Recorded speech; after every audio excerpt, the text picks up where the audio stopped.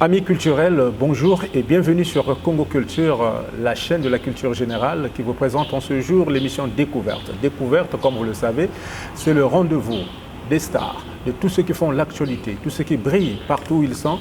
Et aujourd'hui, nous avons l'honneur de recevoir sur ce plateau Nana Sefo, qui est bien connue dans le milieu du théâtre et de la comédie.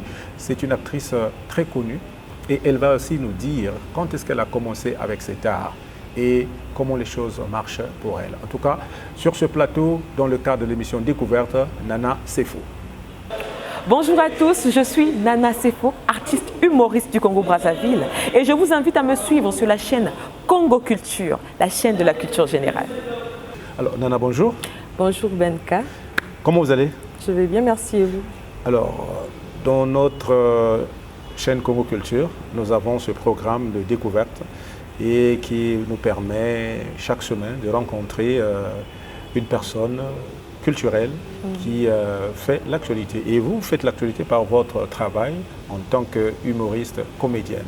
Et les téléspectateurs de Congo Culture ont donc souhaité vous avoir à l'émission Découverte. Qu'est-ce que ça vous fait de l'entendre? D'abord, je vous remercie de m'avoir invité. Et je suis très fière d'être parmi les humoristes qui passent sur votre chaîne. Très bien. Voilà. Alors, parlez-nous de vous. Qui est Nana Sefo? À l'état civil déjà, c'est qui?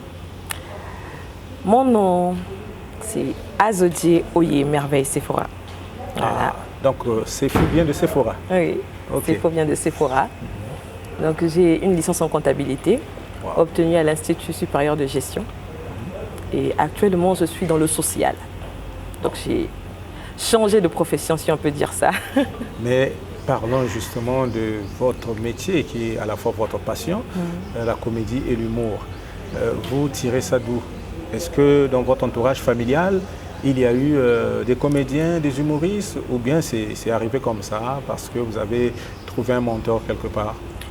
Je dirais que mon grand-père était humoriste et mon papa lui-même, il a le sens de l'humour. Ah, ok.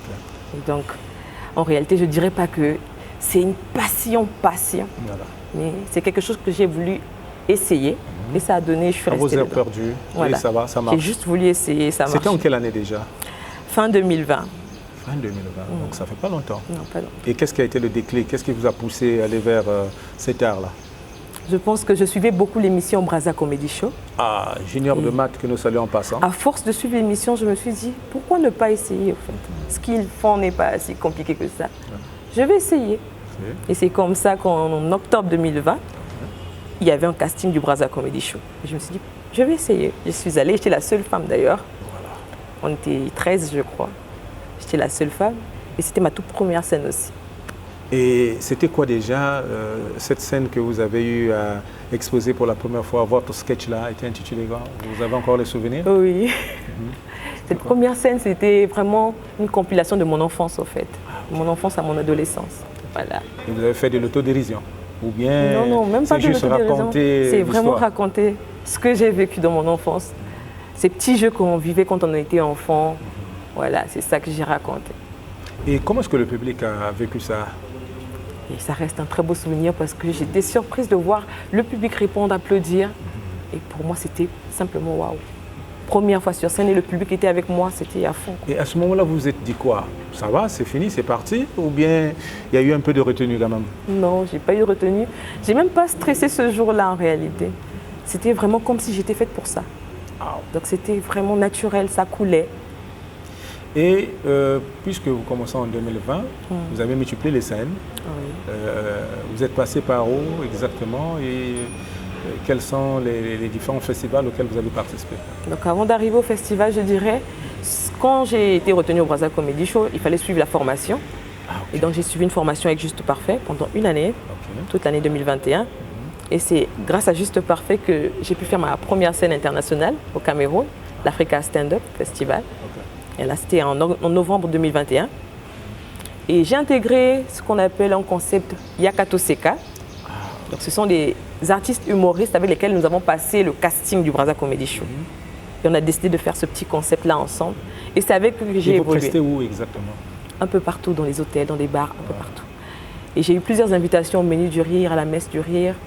J'ai eu des prestations en privé aussi. Ah bon. Voilà. Lors des anniversaires, Oui, anniversaire, mariage et tout. Des associations aussi. Maintenant, est-ce que vous pouvez nous parler des personnes qui vous ont inspiré?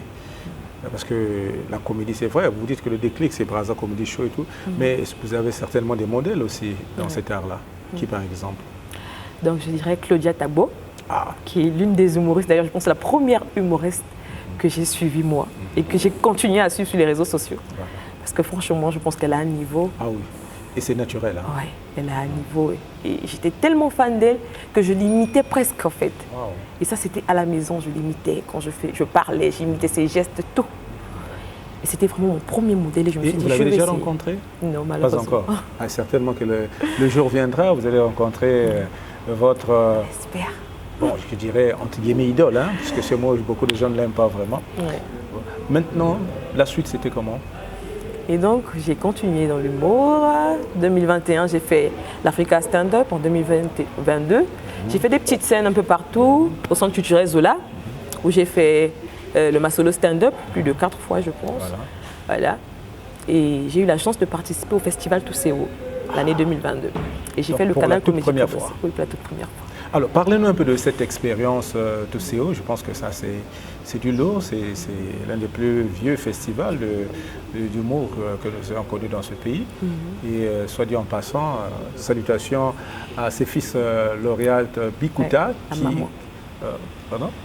La maman. Ah oui, oui. Ses fils lauréates Bikuta qui se bat corps et âme pour que ce festival toujours maintenir le cap, Et aujourd'hui, on voit bien que les choses marchent. Et c'est un créneau pour les jeunes les artistes comme vous qui arrivez nouvellement, et même aussi pour les anciens qui arrivent à se maintenir sur le plateau. Alors, Tousseo 2022, parlons un peu de cette aventure-là, comment ça s'est passé, les préparatifs, les prestations, la formation. C'est l'une de mes prestations qui m'a le plus stressée, je pense. Ah.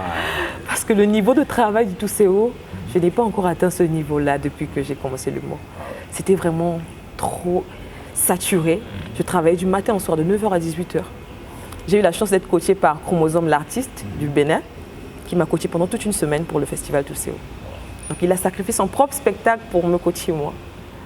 Et vraiment, c'était une expérience magnifique. Parce que j'ai eu des retours positifs de plusieurs personnes et vraiment, ça reste une expérience que je n'oublierai jamais, quoi. Et vraiment, je remercie Madame Lauriette d'ailleurs, parce qu'elle m'a fait confiance sans me connaître. Ah, voilà. C'est une chose que je martèle, parce qu'elle ne me connaissait pas, elle ne m'a jamais vue sur scène, mais elle a pensé me donner cette opportunité de prester sur la scène de l'IFC au Festival Tousseo. Donc je remercie Madame Lauriette. Aujourd'hui, avec l'expérience entre guillemets que vous avez déjà, avec plusieurs scènes, alors qu'est-ce que vous envisagez pour votre carrière? Je sais que vous êtes comptable et que vous êtes dans le social, mais quelle est la part que vous réservez à la comédie, à l'humour pour l'avenir? C'est compliqué. Pour cette année 2023, j'ai un objectif, un seul objectif, c'est de faire le Parlement du Rire. Wow. Voilà. C'est cet objectif que je me suis fixé cette année. Bien que le boulot ne me permet pas de sortir du pays, mais je sais que je le ferai. Voilà. Donc je sais que je vais. C'est l'objectif numéro 1. L'objectif numéro 1. Faire le Parlement du Rire. Voilà. Et en dehors de cela, qu'est-ce Et qu'on les peut objectifs encore à long terme, c'est vraiment de se faire connaître vraiment au milieu international, à l'extérieur du pays. On voit aujourd'hui Welfare Kaya qui fait le tour du monde, au fait. Vraiment. Et pourquoi pas aujourd'hui une femme congolaise de surcroît sortir du pays et faire l'honneur du pays à l'extérieur aussi. C'est vraiment être connue. Et bien sûr faire du cinéma, parce que je rêve faire du cinéma. Ah oui, c'est la finalité finalement. Tout le monde est accro là-dedans. Alors, parlons de votre domaine. Parlons-en au féminin. L'humour au féminin. Qu'est-ce que vous en pensez? Y a-t-il un avenir pour le Congo? Aujourd'hui, je dirais oui, il y a un avenir. Je vois beaucoup d'artistes féminines qui se démarquent, et positivement. Je pense que oui, on peut aller très loin si on est soutenu. Parce que là, on s'efforce seul. Et lorsque vous parlez de soutien, vous pensez à quoi exactement? Quelles sont les mesures d'accompagnement auxquelles vous attendez pour que vous puissiez aller le plus loin possible? Qu'on ait un appui du ministère de la Culture et des Arts pour avoir plusieurs scènes en fait. Parce qu'eux, ils ont déjà une visibilité. S'ils nous donnent cette visibilité-là, ça nous fait plus d'opportunités. Voilà. Donc participer par exemple au spectacle lors des événements des grands événements. Lorsqu'ils ont des activités aussi, ils peuvent inviter 1, 2 ou 2 humoristes pour faire la promotion de l'art aussi. Il y a le ministère de la promotion de la femme et de l'intégration et du développement qui peut aussi nous aider dans ce domaine-là. Quand ils ont des activités, pourquoi ne pas faire la visibilité de ces artistes féminines-là? Alors, les femmes, bon, on pourra le dire comme ça, hein, sont entre guillemets des êtres vulnérables, surtout dans le milieu artistique et autres. Comment est-ce que vous vivez cette ambiance-là à côté de ces hommes? Ça se passe bien? Est-ce que vous pouvez facilement conseiller une jeune fille d'intégrer le milieu? Déjà, je ne supporte pas le mot vulnérable. Oui, c'est vrai. Mais oui, je peux conseiller à ces jeunes filles de rentrer dans le milieu, mais qu'elles soient très rigoureuses. Voilà. Dans ce domaine, il faut savoir marteler là où il faut marteler. Il faut avoir, je dirais, des principes. Voilà, des principes. Parce que quand tu n'as pas de principes, tu te laisses marcher dessus, tu te laisses manipuler. Voilà. Et ce domaine-là, si tu n'es pas une femme de principe, c'est pas possible. Tant mieux laisser. Parce qu'on rencontre beaucoup de choses qu'on ne peut pas dire. Voilà, on rencontre beaucoup de choses. Mais si tu n'as pas de principe, c'est compliqué. Mais est-ce que ce silence n'est pas coupable lorsque l'on sait qu'aujourd'hui, il y a une loi qui protège la femme au Congo? C'est la loi Moïbara, qui n'est peut-être pas assez vulgarisée, mais on a l'impression aussi que les femmes ne s'en approprient pas. On s'en approprie. Moi, je l'ai, la loi Moïbara. Mais je pense que chaque chose en son temps. Okay. Et quand il sera le moment de dénoncer toutes ces choses-là, on le fera. Okay. Voilà. Mais est-ce que dans votre façon de faire, dans les pièces que vous avez l'habitude de présenter, est-ce que vous pensez souvent à parler de ces choses-là, c'est-à-dire que toucher un peu la réalité, hein? Parce que apparemment, vous avez toute une arme de communication qui peut aller plus loin. Vous pouvez en parler dans vos pièces, par exemple. Et si on reposait la question à Nana pour dire sur quoi tourne l'essentiel des pièces de Nana? Ok. Mes pièces tournent sur la réalité de tous les jours. J'ai commencé à jouer sur moi et je joue beaucoup sur moi. Ce sont les choses que je vis, que je raconte le plus souvent parce que plusieurs femmes le vivent, plusieurs personnes le vivent. Donc je touche vraiment les sujets vrais, les sujets de la vie de tous les jours. Mais cela n'empêche qu'il est important de toucher certains sujets sensibles. Très bien. Je prendrai un conseil de Welfare Kaya qui nous a souvent interdit certains sujets. Okay. Welfare a des limites et il conseille souvent aux artistes qui débutent d'éviter certains sujets. Mais pour moi, je me dis qu'à un moment donné, il faut oser. Okay. Et c'est ce que je ferai en mars d'ailleurs. Je vais oser un sujet sur le genre et on va voir ce que ça va donner. Mars, c'est le mois de la femme. Voilà. Et pendant ce mois, est-ce que vous avez prévu des activités? Je vais prester avec Go, Michel et Clémentine le 8 mars à Brazzaville. Okay. Et je vais prester aussi le 26 mars au Centre culturel Zola pour le Masolo Stand-up. Masolo Stand-up. Alors, Masolo Stand-up, c'est un concept qui aujourd'hui met en valeur les slameurs, comment on les appelle, les humoristes, les comédiens. Alors, comment est-ce que vous jugez ce concept Masolo Stand-up? Et quelle est la périodicité? Pour moi, c'est un concept qui a été bien réfléchi parce qu'actuellement, il ouvre les portes à plusieurs humoristes. Et cette scène est ouverte à tous les humoristes, même ceux qui n'ont jamais fait de la scène. Wow. Donc tu veux essayer, tu peux essayer. Et c'est chaque mois, le Masolo Stand-up, c'est chaque mois. Il n'y a pas eu un mois où on n'a pas eu de Masolo Stand-up. C'est régulier, c'est pour permettre la visibilité de ces humoristes-là. Et on ne paye pas, c'est gratuit. C'est gratuit. Voilà. Pendant que les gens se disent que non, il faut donner ceci, il faut donner cela. C'est gratuit, c'est ouvert à tous ceux qui pensent qu'ils ont le talent et qui veulent le montrer à la population congolaise. Alors Nana, nous tendons vers la fin de notre entretien, mais encore 2 ou 3 questions avec vous. Parlez-nous un peu de la formation. Est-ce que c'est facile ou c'est difficile de devenir comédienne telle que vous le faites aujourd'hui à travers la formation que vous avez reçue? Qu'est-ce qu'il faut pour celui qui veut venir? Pour faire l'humour, je dirais il faut de la volonté, de la motivation et beaucoup de sacrifices. Beaucoup de sacrifices. Moi aujourd'hui, je fais de l'humour à mi-temps. Mais il y a de ceux qui le font à plein temps. Et ça, c'est pas facile d'être là des mois, tu ne manges pratiquement pas, tu ne sais pas où avoir des fonds, mais tu te donnes à l'humour. Il faut réfléchir sur les concepts à développer. Oui, il y a tout ça qu'il faut voir. Quels sont les sketchs que tu vas écrire, la durée des sketchs, quel est le message que tu veux transmettre dans ces sketchs-là. Parce qu'il ne faut pas que le public sorte de là, il a rigolé, mais après... Il oublie tout. Voilà. Donc c'est tout un travail de réflexion qu'il faut faire. Et il est important que les gens comprennent que pour faire de l'humour, il faut aussi être intelligent. On a l'impression qu'on n'a pas étudié, qu'on est bête, mais non. Pour faire de l'humour, il faut réfléchir. Il faut savoir s'exprimer. Il y a le verbal et il y a le non-verbal. Donc tout ça, ça compte. Mais pour ça, il faut être formé. Et j'ai envoyé plusieurs personnes d'ailleurs vers Juste Parfait pour cette formation-là. Parce que je me dis que c'est important de se faire former. Alors, nous avons pratiquement épuisé notre GBCR de questions. S'il faut adresser un dernier mot, c'est à qui et pourquoi? J'adresserai un dernier mot à la population congolaise en général.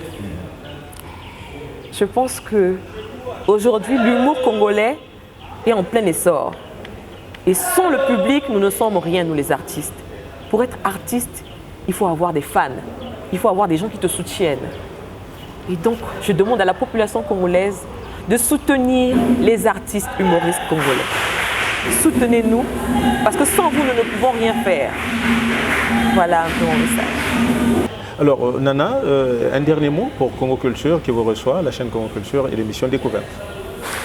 Je vous remercie vraiment de continuer à faire la promotion de ces artistes-là.